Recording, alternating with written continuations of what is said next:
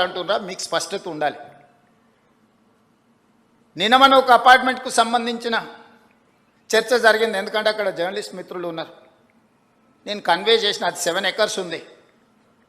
ఆ 7 ఎకర్స్లో మూసీ నది ఒడ్డున ఈసా నది ఒడ్డున ఉంది. అది నదులకు బఫర్ జోన్ 50 మీటర్లు, నాలాకు బఫర్ జోన్ 10 మీటర్లు.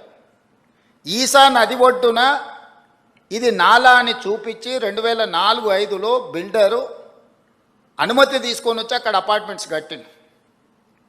2004 తర్వాత 2012లో చట్టాన్ని సవరించి స్పష్టంగా నాలా అయితే ఎంత ఉండాలి,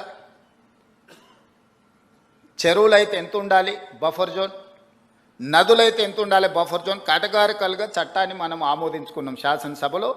2012 నుంచి యాక్ట్ మనం ఇంప్లిమెంట్ చేస్తున్నాం. దాని ప్రకారం మూసా నది కానీ ఈసా నది కానీ నది ఒడ్డున 50 మీటర్ల బఫర్ జోన్, ఎవరు ఏమి కట్టడానికి వీల్లేదు. కట్టినా కూడా వాటిని తొలగించాలి. భూ యాజమాన్య హక్కులు మీ దగ్గర ఉన్న నష్టపరిహారం ఇస్తారు తప్ప అందులో ఎలాంటి నిర్మాణాలు జరగడానికి లేదు. NGT directions, supreme court directions, all constitutional authorities have decided to remove all these buffer zones. ఆ అపార్ట్మెంట్కు సంబంధించి దాదాపుగా 50% ఈ బఫర్ జోన్ 50 మీటర్ల 9 మీటర్ల సెట్ బ్యాక్ చూపించేసి ఇది నాలా అని చూపించి బిల్డర్స్ అక్రమంగా అనుమతి తెచ్చుకొని కట్టినరు. మన వాళ్ళు కొనుక్కున్నారు. అనుమతి చూసే కొనుక్కున్న వాళ్ళ గురించి నేనేం తప్పుగా చెప్పట్లేదు. అనుమతులు అన్నీ చెక్ చేసుకున్నాను. నేను ఈ మధ్యలో ప్రాజెక్టుని టేకప్ చేయాలనుకున్నప్పుడు చూస్తే మోర్ దాన్ 50% బఫర్ జోన్లు ఉన్నది. దీంట్లో చాలామంది తెలిసిన మిత్రులు ఉన్నారు. అరే వీళ్ళకి ఏదన్నా నష్టం జరిగేటట్టుంది, మనం చేయగలిగిన సహాయం చేద్దామని మా అధికారులకు చెప్పి వాళ్ళ దగ్గర పంపించి వాళ్ళతో చర్చ చెప్పిన. మరి వాళ్ళకి ఎంత చేరిందో తెలియదు. అందుకే ఈరోజు ఇక్కడ నుంచి చెప్పదలుచుకున్నా.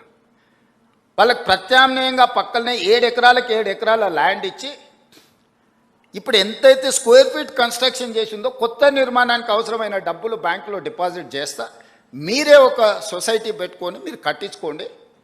ఇది ఇంకా భవిష్యత్తులో ఎప్పుడు మీకు అమ్ముకోవడానికి కొనుక్కోవడానికి కూడా ఉండదు. ఈ 50 మీటర్ల బఫర్ జోన్ అనేది బ్యాన్ చేస్తాం. ఇప్పటికిప్పుడు కూలగొట్టకపోయినా భవిష్యత్తులో అది మీకు జీరో వాల్యూ అవుతుంది. మీ మేలు కోసం మీరు నష్టపరిహారం తీసుకొని మీరు వేరే దగ్గరికి వెళ్ళి కొనుక్కుంటాం అంటే మీ ఇష్టం.